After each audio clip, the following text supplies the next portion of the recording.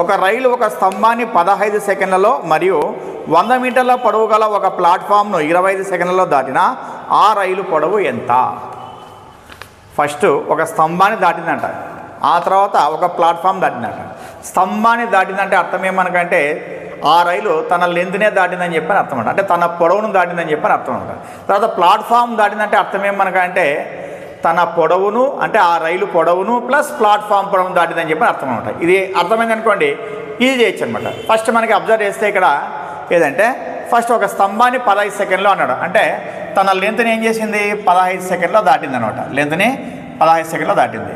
Next ఆ తర్వాత ఏమన్నాడంటే 25 సెకండ్లోన ఏం చేసినాడు ప్లాట్ఫామ్ దాటినాడు. ప్లాట్ఫామ్ అంటే అర్థమేం మనకు తన లెంత్ ప్లస్ ప్లాట్ఫామ్ లెంత్ ఏం చేసింది 25 సెకండ్లో దాటిందని చెప్పని అర్థం. ఇక్కడ అబ్జర్వ్ చేస్తే బాగా మనకు ఈ 25 సెకండ్లో తన లెంత్ని దాటిన 15 మినిట్స్ కూడా ఉందనమాట. కాబట్టి నేను ఏం చేస్తానంటే ఈ 25లో నుంచి 50ని తీసేస్తే ఎంత వస్తుంది 10 సెకండ్స్ వస్తాయి.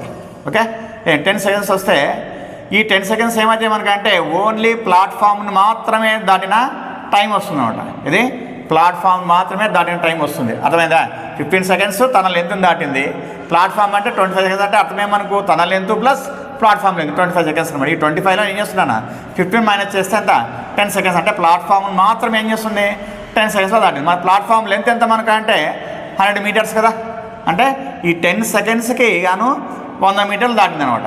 మరి దాని యొక్క టైం ఎంత లెంత్ దాటడానికి 15 కదా, అంటే ఇప్పుడు 15 సెకండ్స్కి ఎంత అని చెప్పని అర్థం. అర్థమైందా? 10 సెకండ్స్కి 100 మీటర్స్, 15 సెకండ్స్కి ఎంత. ఏం చేస్తాం మనం కంపారిజన్ మెథడ్ 15/10 × 100, 0 0 క్యాన్సిల్ ఎంత 150 మీటర్స్ అనమాట. కాబట్టి ట్రైన్ లెంత్ ఎంత ఉంటుందంటే మనకు 150 మీటర్స్ ఉంటుంది. ఇచ్చిన ఆప్షన్లో ఏదంటే మనకు 4th option is the right answer అనమాట.